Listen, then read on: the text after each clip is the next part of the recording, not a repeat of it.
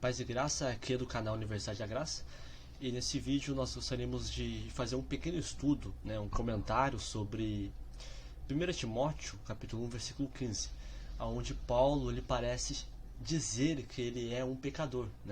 A questão que a gente vai responder aqui nesse vídeo é: Paulo ele era o pior dos pecadores? Ele se considerava o pior dos pecadores, de acordo com 1 Timóteo 1,15. Então vamos trabalhar esse versículo aqui nesse vídeo. Bom, vamos ler aqui o versículo em primeiro lugar, 1 Timóteo 1,15, aonde Paulo escreve o seguinte: essa é uma palavra fiel e digna de toda aceitação, que Cristo Jesus veio ao mundo para salvar os pecadores, dos quais eu, Paulo, sou o principal. 1 Timóteo 1,15. Paulo vai dizer: esta é uma palavra fiel e digna de toda aceitação. Que palavra fiel e digna é esta que Paulo está dizendo? Que Cristo veio ao mundo para salvar os pecadores, dos quais eu, Paulo está falando se referindo a si mesmo, sou o principal. E esse texto aqui ele entra em conflito com a verdade essencial do Evangelho, que é essa verdade que eu vou destacar aqui agora. Como é que Paulo ele chamava os cristãos? Como é que Paulo, como é que ele se comunicava nas suas cartas com os irmãos? Como ele chamava os irmãos? Como ele denominava os irmãos? Qual era o termo que ele usava para se referir aos crentes? Paulo ele chamava os crentes de santos. 1 Coríntios 1, do versículo 1 ao 2, Paulo ele escreve uma carta à igreja de Corinto chamando eles de santos. Em 1 Coríntios 6, 11, ainda em Coríntios, Paulo diz que os coríntios foram santificados através da oferta do corpo de Cristo. Uma argumentação mais explicativa é que Cristo é a nossa santidade, conforme também está escrito em 1 Coríntios 1,30, e porque nós estamos em Cristo, ligados e unidos a Ele em Espírito, nós somos completos, nós somos santos, conforme diz Colossenses 2, 19 ao 20. Então esses textos aqui nos dão a base e o alicerce, o fundamento da verdade de que nós somos santos em Cristo. E ser santo é o oposto, é uma antítese de ser pecador. A Bíblia não vai colocar o crente como pecador e santo. A Bíblia, a visão de Deus na terra é entre pecadores e santos, entre pessoas que receberam a Cristo, que são santas, e pessoas que não receberam a Cristo, que são pecadoras. É por isso que Paulo vai dizer que por causa do pecado de Adão, todos os homens se tornaram pecadores, mas por causa da obra de Cristo, por causa de Cristo, muitos são feitos justos. Então Paulo ele vai fazer uma antítese entre pecador e justo. E Paulo também vai dizer nesse mesmo texto, que é ali em Romanos, Romanos capítulo 5 e capítulo 4, ele vai dizer que Deus ele entregou seu Filho, que Jesus morreu quando nós ainda éramos pecadores. Éramos no passado, quando nós ainda éramos pecadores. Então Deus, nas Escrituras, e Paulo, quando Paulo chama os cristãos, ele vai dizer que nós somos santos, nós não somos mais pecadores. Então aqui que entra um conflito com esse versículo. O que Paulo quer dizer em 1 Timóteo 1,15, dizendo que ele é o principal dos pecadores? Se ele acabou de dizer, se ele disse em Romanos que ele não era pecador mais, nós não somos pecadores. Eu acredito que a gente precisa ler o contexto desse texto. No versículo 13, dois versículos anteriores ao 15, Paulo vai dizer: embora eu tenha sido um blasfemador, um perseguidor e um homem insolente, Paulo, no contexto ali, durante os versículos anteriores ao 15, Paulo ele descreve o seu passado de pecado. No versículo 13 e 14 ele vai falar da sua história, que ele perseguia a igreja, que ele era blasfemador, que ele era um homem insolente, que ele tinha, que ele não tinha nascido de novo, ele não tinha uma nova identidade, ele não era salvo. No verso 16, Paulo vai dizer, depois do 15, depois de dizer que ele era o pior dos pecadores, Paulo vai dizer no versículo 16, ele declara: mas por isso obtive misericórdia, para exemplo dos que haviam de crer nele para a vida eterna. Lembrando, vou voltar aqui de novo no versículo 15, onde Paulo diz: esta é uma palavra fiel e digna de toda aceitação. Que palavra fiel e digna é esta? Ele vai dizer que Cristo Jesus veio ao mundo para salvar os pecadores. Isso mostra que a salvação ela é disponível para os pecadores.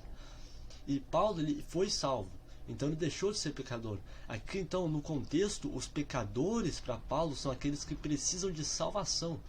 E aqueles que precisam de salvação são os que, obviamente, não foram salvos. E se Paulo foi salvo, e ele vai declarar que ele foi salvo, então ele não é mais pecador. Então aqui Paulo não está dizendo, ele não está dizendo que ele ainda é pecador, porque ele foi salvo. A gente vai entender por que Paulo está usando essa palavra pecador aqui. O Dr. Neil T. Anderson, ele estabelece 3 pontos para explicar esse versículo, né? O primeiro ponto que ele estabelece é o seguinte: primeiro, a referência a si mesmo como pecador apoia a primeira metade do versículo. Cristo Jesus veio ao mundo para salvar os pecadores, como eu mencionei. A referência aos ímpios e pecadores, em alguns versículos anteriores, junto com outros usos do Novo Testamento do termo pecadores, prova que aqueles que estão fora da salvação mostram que os pecadores a quem Cristo veio salvar estavam fora da salvação. Então, pecadores aqui se referem a pessoas que estão fora da salvação, que Cristo veio salvar. E Paulo, ele é esse exemplo, ele é essa pessoa que Cristo veio salvar. E Paulo, ele é salvo, então ele deixou de ser pecador. Então ele está falando do passado dele.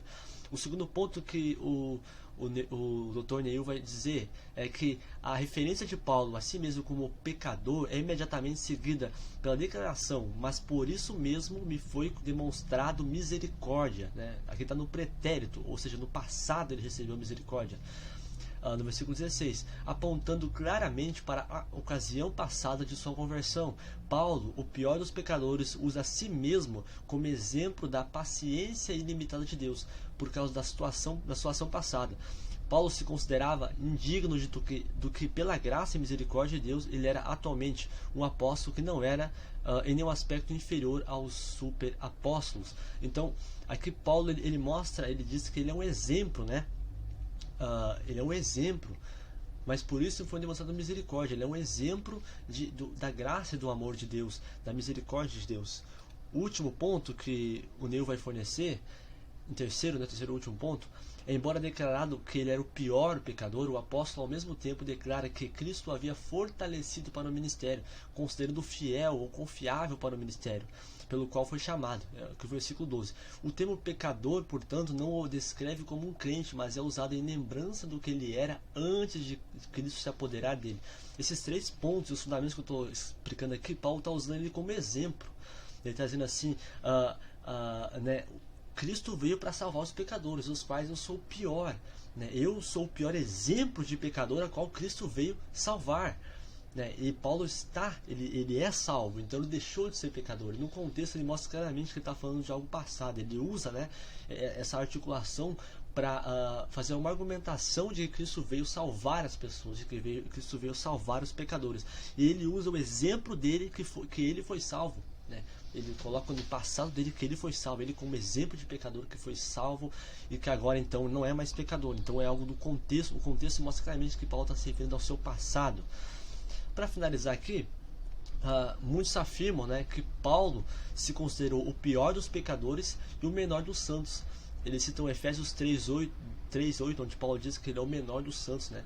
A questão aqui é que quando Paulo fala que ele é o menor dos santos, ele não está dizendo que ele é o menor santo, né? Ele não está dizendo que ele é um santinho.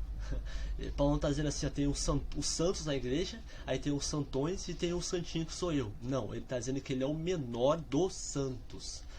É diferente de você afirmar. Paulo não está afirmando que ele é um santo menor ou que ele é um santo pequeno. Ele está dizendo que ele é o menor dos santos. E aqui a linguagem, né, o português aqui já mostra tudo. Que Paulo está dizendo que mesmo ele tendo toda a plenitude, mesmo ele sendo santo, perfeito, justo e tendo a identidade que ele tem em Deus, mesmo ele sendo completo, ele decide servir aos seus irmãos, né? Ele decide ser o menor. Aqui o menor é no sentido de ele servir as pessoas como apóstolo, mesmo sendo um apóstolo, mesmo tendo o cargo mais alto da igreja, ele decide ser aquele que serve a todos, que ajuda a todos, né? Assim como o exemplo de Jesus sendo o maior de todos, né? Sendo Deus, sendo o cabeça da igreja, ele decide servir aos discípulos, ele decide lavar os pés dos discípulos. Então o menor dos santos aqui é referência no sentido de que Paulo, mesmo sendo quem ele é, a identidade que ele é em Cristo, isso não anula o fato de ele servir as pessoas. É porque ele é santo e justo, ele decide servir aos seus irmãos. Como destaquei aqui, não existem níveis de santidade, não existe um santinho ou um santão. Santidade é a pessoa de Cristo, somos santos, completos nele. Bom, então essa é a explicação desse texto de 1 Timóteo 1,15. Eu espero que tenha ajudado você esclarecendo alguns pontos. Se você quer indicar pra gente aqui algum material, alguma questão, algum tópico que você gostaria que fosse abordado, explicado e tratado, você pode mandar, escrever aqui nos comentários pra gente, que nós vamos trabalhar em um vídeo futuro. Obrigado a todos, fiquem na paz.